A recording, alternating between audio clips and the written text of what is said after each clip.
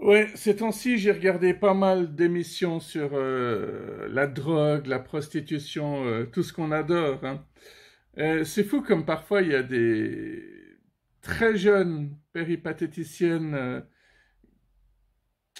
qui ont déjà une voix de vieux. Certaines ont l'air très très jeunes, mais tu sens qu'elles ont une âme de plusieurs centaines d'années. Oui, elles ont déjà l'air d'être damnées, justement. Il y en a qui ont l'air mineurs alors qu'elles ont déjà 35 ans. Évidemment, il y a toujours eu des gros problèmes. C'est rare qu'on fasse ça vraiment pour le plaisir, hein. C'est juste un petit pourcentage peut-être qui le fait. Et encore, oui, comme les acteurs porno, il y en a pas énormément qui avouent trouver du plaisir là-dedans. Ou alors ils veulent nous faire croire que tout va bien, que c'est un métier de rêve. J'ai entendu une dire l'autre jour, j'étais jeune, rapide, précoce, mais non, ma petite, tu t'es simplement fait abuser par un homme beaucoup plus âgé qui t'a forcé à rentrer dans ce milieu. Parce que c'est un mécanisme de défense, hein. Elles arrivent à se persuader que c'est de leur faute ou alors que ce qui est arrivé n'est pas si grave. Attends, je suis pas sûr d'avoir compris. Quand j'ai couché avec un homme pour la première fois, j'étais jeune et précoce. Non, ça veut souvent dire qu'il t'a violé et puis qu'après il t'a vendu dans un trafic. Ah ouais, non, j'avais bien compris en fait. C'est horrible. Dramatique, dramatique, ouais. Il y avait un moment où il y avait une femme flic qui disait à deux prostituées, vous savez que vous faites un métier dangereux, et l'une d'elles a rétorqué, c'est vous qui faites un métier dangereux. Euh, Elle n'avait pas tort, hein. Mais j'aime bien ce dialogue. T'es prostituée, tu sais que tu fais un métier dangereux. Ouais, bah toi t'es flic, tu sais que tu fais aussi un métier dangereux. Toi t'es flic, c'est franchement pas mieux. On a toutes les deux mauvaise réputation, hein. À noter que dans le mot réputation, il y a quand même le mot pute, oui, je vous l'accorde. Bien, je reviens sur mon sujet de base. Donc, les deux prostituées dans un commissariat. On leur a posé beaucoup de questions du style, tu comptes faire ça pendant longtemps? Beaucoup répondent oui. Bon, en tout cas, les deux là, elles avaient l'air de vouloir faire ça encore pendant très longtemps. Le temps qu'il faudra, le temps que je rentre dans mes dettes, le temps que j'ai une belle vie, hein, avec villa, avec piscine, que mes enfants soient à l'abri du besoin. Enfants dont je ne connais pas toujours les papas, mais c'est pas grave. Alors tout à fait, on peut dire que c'est des vrais fils de pute. Bon, celle-là, je savais que je ne devais pas la faire, mais j'ai quand même osé. Du coup, on peut dire que cette blague, je me la suis faite. Oui. Les deux prostituées avaient 20 et 21 ans, alors qu'elles avaient l'air d'en avoir 35 et 40. Bon, on dit aussi que la génération Z paraît beaucoup plus vieille aussi. C'est pas gagné de ce côté-là. J'aimerais pas vivre en tant que jeune aujourd'hui. Bon, mes parents disaient déjà ça pour ma génération, hein. On nous disait déjà qu'on était foutus depuis longtemps.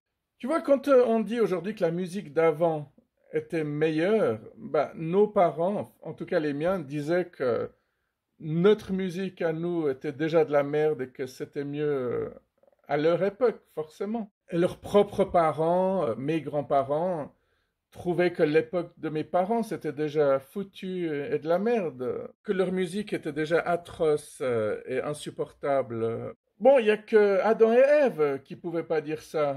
Ils pouvaient pas dire avant c'était mieux. Ils pouvaient simplement l'imaginer. Bon, si Ève s'est tapé ses deux enfants, ses deux fils, parce qu'il semble qu'il y a beaucoup d'inceste dans la Bible quand même. Alors là, elle pouvait clairement dire Adam, c'était mieux.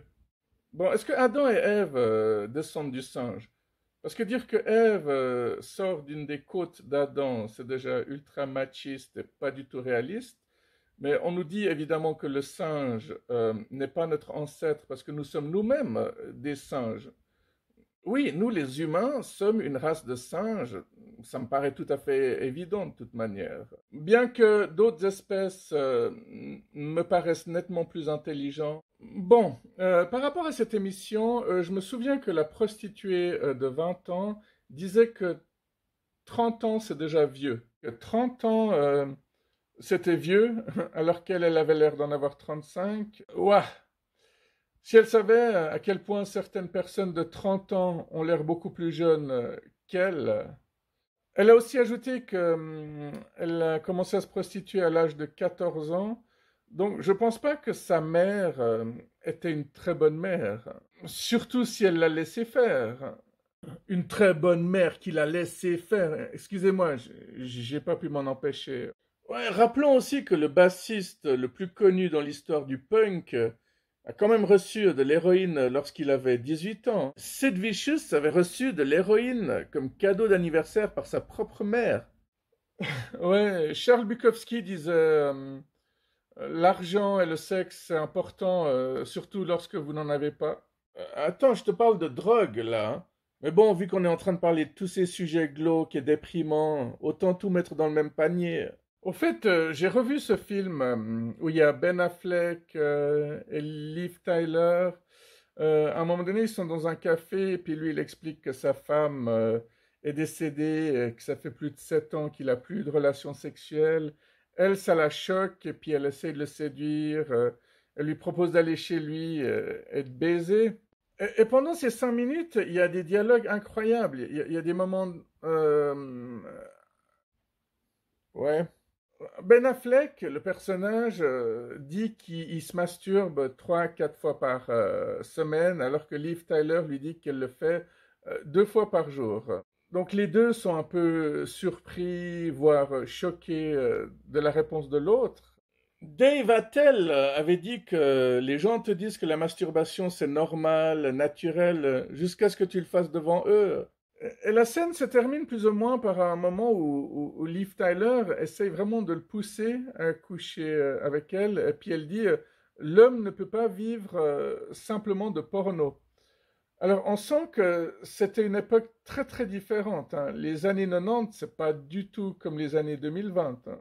3 fois par semaine, 2 fois par jour, ne pas pouvoir vivre que de porno, ouais, c'était totalement une autre époque.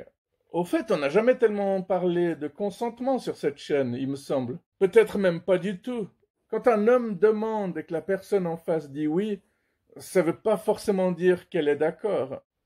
Alors tout à fait, il y a des oui qui sortent sous la contrainte, il y a des oui qui sortent pour vite passer à autre chose, il y a des oui qui sortent sous emprise de quelque chose, d'une substance, d'un esprit vaudou ou que sais-je. Des oui lorsqu'on est très jeune, qu'on n'a pas envie de se faire insulter, frapper, rejeter, humilier. Oui, on ne mesure pas la maltraitance. De ce côté-là, ce n'est toujours pas une victoire. J'arrive pas à croire qu'il y a encore des gens qui disent mais pourquoi elle s'est pas défendue? Si elle s'est laissée faire, c'est qu'elle était consentante. J'aimerais beaucoup voir comment réagiraient toutes ces personnes si ça leur arrivait. Je connais des gros connards qui disent que le viol n'existe pas, alors qu'ils détestent les pédophiles et la pédophilie, c'est du viol. Alors ça, c'est déjà la première contradiction, mais ils disent justement que la femme ne peut pas se faire violer parce que c'est impossible de tenir un couteau sur son cou pendant que tu défais ta braguette, ta ceinture de l'autre main.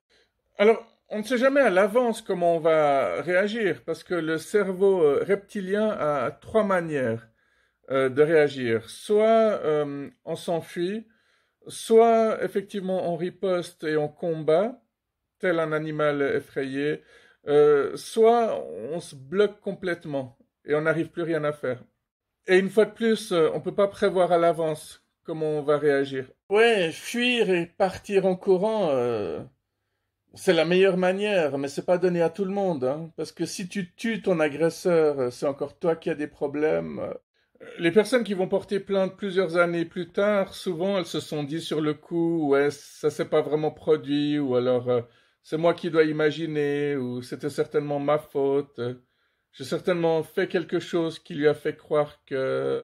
Bah merde, hein. Comme je disais, le combat n'est pas encore gagné.